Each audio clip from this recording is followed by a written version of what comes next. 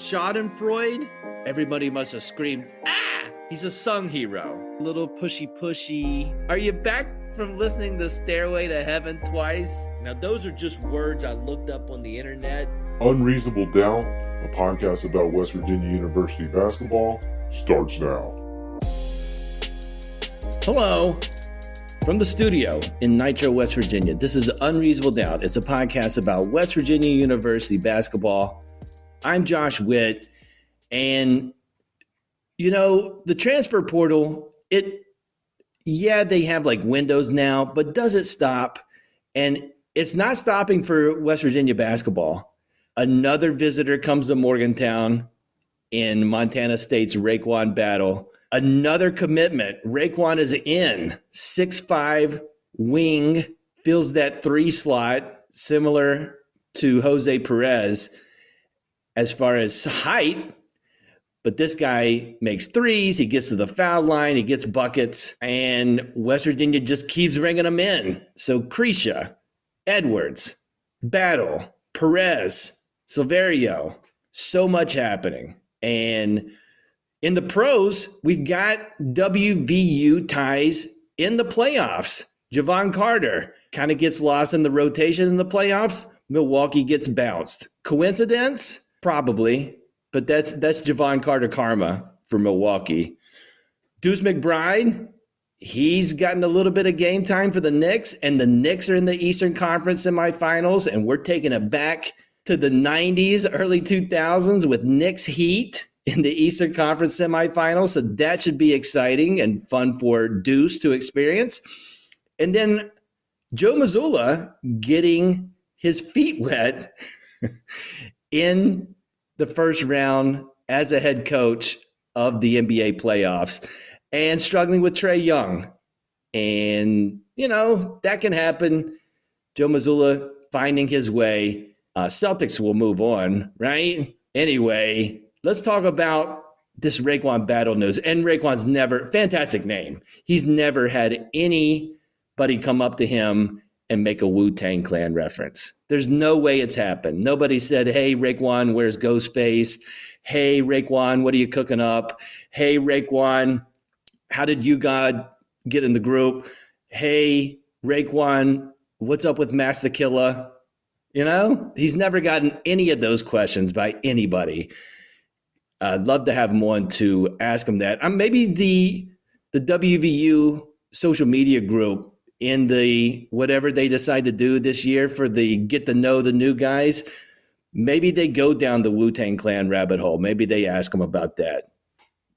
I'd be shocked if somebody has not, if somebody has come up to him and said, Cuban links, Killa, the purple tape, Raekwon. Nobody's ever said any of those things to Raekwon battle. But that's exciting. And with that excitement, I recorded a interview on the day that Raekwon made his commitment to WVU. Keenan Cummings is on the podcast this week. First-time guest, managing editor for WVSports.com. He's part of the Rivals Network. Keenan's been in the game a while. He's with a big focus on recruiting, but all things WVU sports. Let's get into it. Here's my interview with Keenan Cummings. All right, Keenan Cummings, welcome to Unreasonable Down, a podcast about West Virginia University basketball. I'm excited. I've been waiting for this. Dude, and we've been waiting for, I guess it's been waiting in this transfer portal process where West Virginia keeps getting visits, keeps signing guys, and we're recording this on Wednesday. And at lunchtime, another addition to the roster from the portal, Montana State's, it's a fantastic name, Raekwon Battle. Tell me about Raekwon, what you know about him, Keenan, and what you think his role is going to be in the upcoming season for WVU. Well, you look at what West Virginia has done in the transfer portal so far, and you just look at the rankings. You can go across it, really any service. Before this edition, it was considered one of the best, if not the best classes. But if you looked at what they had done, they were kind of missing that wing. You know, a guy that can slash, can score, and do a lot of different things. And that's Battle. He really has developed. Started his career at Washington, spent 2 years there, Went over to Montana State. Had a modest season the year before, but this past year really exploded. 17.7 points per game. He's a guy that can score at all three levels. And I think the most encouraging thing to me, if you watch his film, he can put the ball on the floor. He gets up quickly, can score through contact. He really is comfortable, having the ball in his hands, but he can also score off the catch. And you look at the numbers last year, you can go down and cherry pick whatever you want, but he played his best against some of the best teams on their schedule. He had 27 against Kansas State in the NCAA tournament. I think it was 17 against Arizona, 20 against Oregon. So it's evidence that it wasn't just big fish in a little pond type deal. His skills were translating at a higher level and really blossomed and unlocked what he could do last year at Montana State. I'm cherry picking the stat that he got to the foul line, and that speaks to him putting the ball on the floor, getting to the basket, getting fouled, really good free throw percentage. So him, Toussaint, that maybe makes up for some of that Kedrian leaves as he departs. And so help me with the math, Keenan. And if I'm doing this wrong, I need to know, because I don't know how to do it, other than I know there's a limit of 13 scholarships. I think I'm all right on that, right? Yes. All right. So by my count, we've got 14 now. Yes. And so I know there's like this idea of an NIL scholarship. There's as far as like walk-on status, but it can be enhanced by NIL. I'm assuming West Virginia's pretty close to done on bringing guys in from the portal. Do you agree with that? And if so, does that mean that somebody's going to leave as the next domino to fall? I wouldn't close the door yet. I know that sounds insane with what they've done already, but I do think that this addition likely seals up the backcourt. I don't see them taking another guard. I could see them taking another forward type, maybe a 3 that can put the ball on the floor and score, rebound, maybe even a 4 if the right possibility falls in line. As for the turtle shell game, I feel like we're playing this game every offseason, even when West Virginia isn't, dominating the transfer portal. So I do think you'll probably see some roster shakeup. It would be naive to think at this point that, and it's just natural. Some of these guys are going to look at what's happening through the portal right now, what West Virginia's done, who's returning, what their role's going to be. Some of these guys have been here a few years. Some of these guys haven't. So they have to decide what they want to do. Right now, I would be very surprised if you don't see at least some shakeup. I'm not expecting a massive overhaul with returning players. I do think you'll get a lot of those guys back, but it would be very surprising if some of them return, just given their situations. And then, of course, you have the Jimmy Bell situation hanging out there right now, which, for all of the talk about Jimmy on the basketball court, he's got great feet. He could make a really good football player if he wants to. Now, it's going to take a lot of work, but it's definitely something that is at least in the cards. It is a turtle shell game. That's the best way to describe it. And they'll figure it out. Not something for the fans to worry about.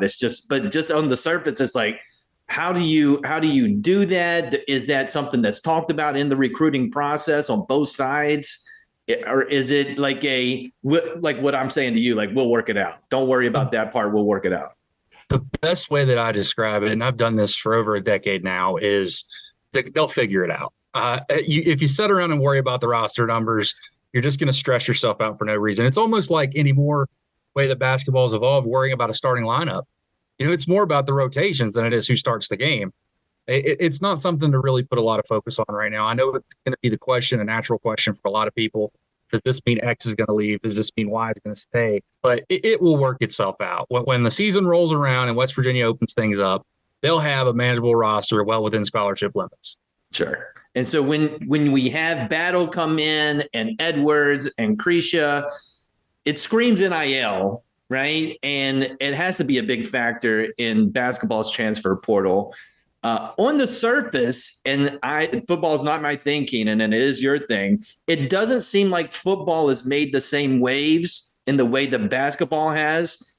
How do you think each program has fared? You're telling me top class on basketball side. How have they fared in football? And is it fair to compare the basketball transfer portal to the football transfer portal?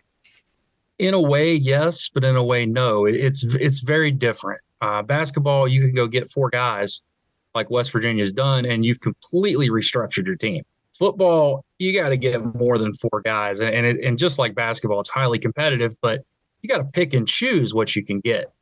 Guys are pricey. As you can tell, there's a lot of football programs out there that want to win and want to win big. And you're competing with a lot of high major teams for players. And the transfer portal has a sneaky way of working out. There's a lot of stuff that goes on behind the scenes with schools.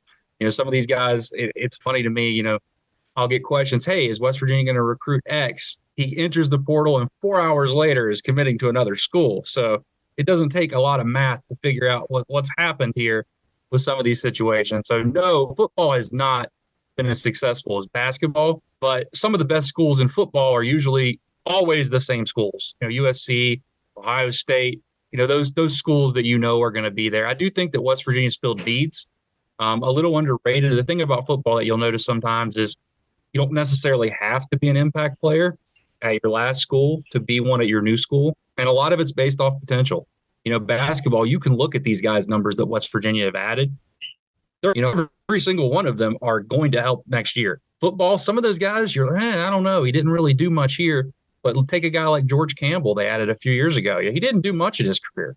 Came to West Virginia and caught 7 touchdowns. He had 13 catches prior to arriving at West Virginia. So it's more about fit, and I think they are addressing needs. But as with everything, you got to continue to get better. I mean, it's more cycling through, trying to get better. So West Virginia's on that process, but it's not nearly going to get the excitement and the hype that, landing some of these high-level basketball players. Specifically, and you've been in this, you talked about it, Ken, you've been in this over a decade. Shane Lyons leaves in November. So we're about 5 months out from that change. How has that affected recruiting on basketball, football across the board with Shane Lyons' departure? Is there a tangible difference in how Country Roads Trust and NIL is involved with the process? I think it's clear there's been more embracing, from the school. They can only do so much. Country Roads Trust deserves a big tip of the cap. That's where it's happening, especially, they couldn't do it without the donors. It's more of a, chain, but the donors have stepped up. If West Virginia wants to compete at a high level, it sounds crazy because we were told all of our lives, you can't pay. And, whether you argue it's pay for play or not, everyone knows kind of how this thing works. So it's such a change from what you're used to. And it takes commitment. To win at a high level, it takes financial commitment, and that's facilities, now player retention, players, adding players, everything else. It all has a cost. It's kind of like I tell my kids all the time. They're like, well, Dad, let's go to the park. It's free. It doesn't cost anything. I'm like, well, you got to pay for gas. Everything has a cost in a sense. So that's part of this process now. And it's crazy how much that the basketball program has invested and really taken this to a new level. And I think a lot of the credit goes to Jay, over there, Jay Kuntz. He's done an excellent job. He starts this process for them and really identifies these guys, gets them connected, gets them to campus. And, then obviously you have a Hall of Fame coach that can help close the deal. So there's always been that feeling that this basketball program could be a sleeping giant somewhat in the transfer portal, just given the facilities, the resources, the fan support, everything that it has going for it. But they were a little reluctant at first to embrace it. That's obviously changed. Gotcha. I mean, it is. It absolutely has changed. And it's interesting to get that perspective with the change in the athletic department. So, Keenan, you listened to the first edition of 0, 1, or 2. I'm going back to the well. You're the contestant on 0, 1, or 2. And the way you play is I'm going to lay out a scenario and you tell me, is it 0, 1, or 2? So Jose Perez, Omar Silverio, Kirk Krisha, number of those guys that will be in the starting lineup November 6th versus Missouri State. 0, 1, or 2? 2. You know how to play the game. Fantastic. Do you of the 2, who do you think is going to be of those 2? Perez and Kriisa. That makes sense. I think he plays the 3, and obviously Kriisa's the point guard. Gotcha. 0, 1, or 2. Number of sports Jimmy Bell Jr. plays for WVU in the upcoming fall and winter. 0, 1, or 2? I'm so torn on this one, but I'm going to take a chance here. 2. Wow. And so So the tryout happened, right? The essential 2-week tryout. I'm sure they're going to come back with the decision, and I guess Jimmy Bell will speak on his decision. Is it possible by that, if it's 2, that the scholarship will come on the football side? Yes, it would be. I don't know. I kind of feel more confident at this stage saying football, but I don't know if Jimmy's ready to give up basketball. So I'm going to go 2 just to kind of hedge my bets here. Gotcha. And it's April. So even with his decision, a lot can change between now and September. Number of WVU basketball players that make the Big 12 preseason awards list: 0, 1, or 2. Is this first team? Any list. Honorable mention, first 2. team. Okay. Trey Mitchell would be a guess. And then maybe one of the transfers. I don't know. That would be my guesses. Might be more than 2, really. It could be. I mean, and I say 0, 1, or 2 there because I don't think there was any representation in the preseason last year, if I recall. Yeah. And if it was like 1 on the honorable mention. Like I think you're correct. And only Eric Stevenson after the year, really. Exactly. Right? So it can. I put it that low just because of last year, but with all this activity, it might be more than 2. And so I'll have to change the game down the road. 0, 1, or 2. Number of schools the Big 12 announces will be joining the Big 12 between now and the start of the 2023 college football season. 0, 1, or 2. 0. So much talk out there. I know. I want to say Gonzaga, but I don't know yet if they have the travel partners and if your mark is quite committed yet to just adding basketball schools. So until the Pac-12 thing shakes out and what happens there, I'm going to play it safe and say 0.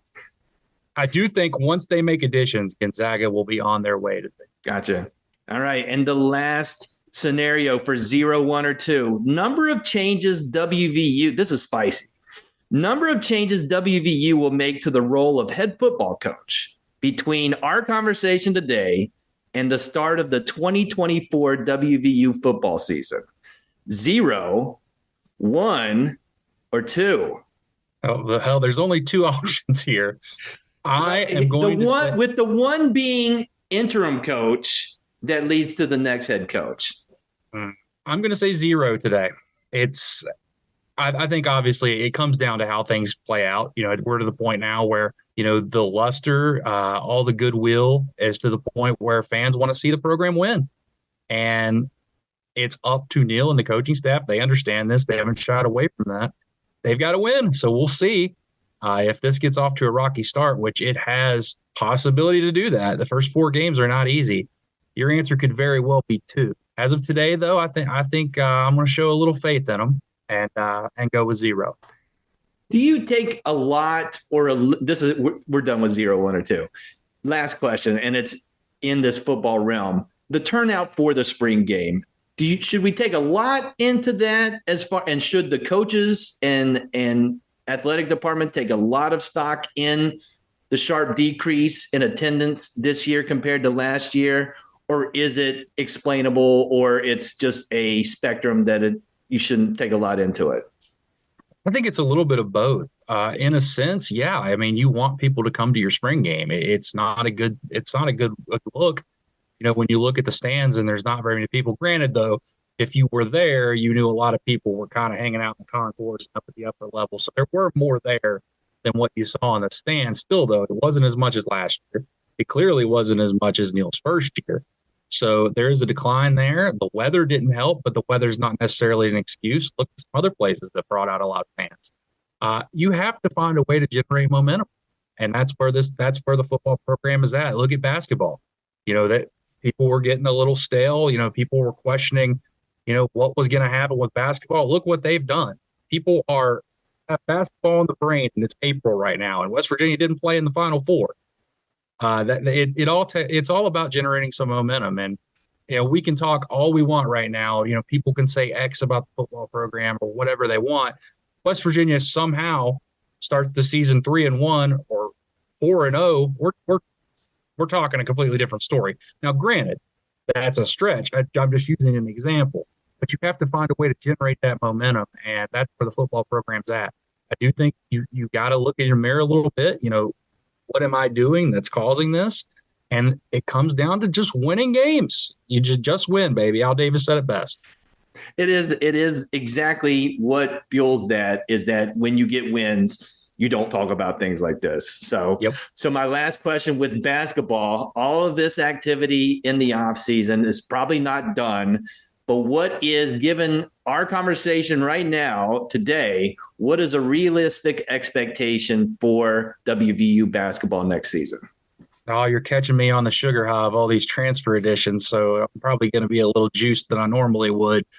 But I think realistically, you look at what West Virginia's done. Last season's basketball team probably will play a tougher schedule than the one West Virginia will play this year, just by nature. You're not going to have the round robin anymore. West Virginia might not have to play Kansas. They might not have to play Baylor or other teams. The league has lost a lot of players. I think anywhere between 23 and 25 wins, I don't want to say is a must, but would really, really get people excited, granted what they've done and what they've returned. Yeah. No SEC challenge. Seems like a softer non-conference schedule, more games at home. So it's there. It's there for the taking. No Phil Knight legacy tournament. So we'll see what happens. But we'll leave it there. Keenan, thank you for joining me on Unreasonable Down, a podcast about West Virginia University basketball. Anytime, man. Thanks for having me.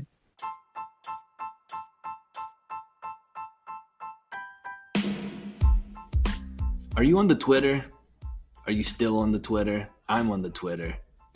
Follow me on Twitter at I'm Josh Witt, at IMJOSHWHITT. Post information about the show, post things about WVU basketball, other things. Check that out.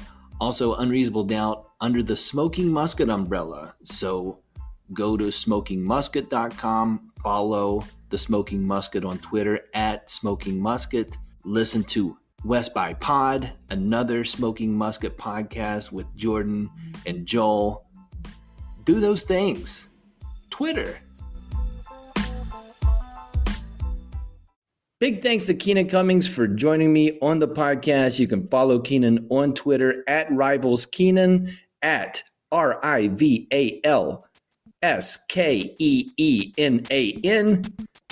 That's it for this episode of Unreasonable Doubt. Listen on all the platforms. Apple Podcasts, great place. Spotify Podcasts, great place. Amazon Podcasts, it's a really great place. YouTube. Until next time, I'm Josh Witt. This has been Unreasonable Doubt. WVU for the 2022-2023 season. They had 19 wins and they had 15 losses.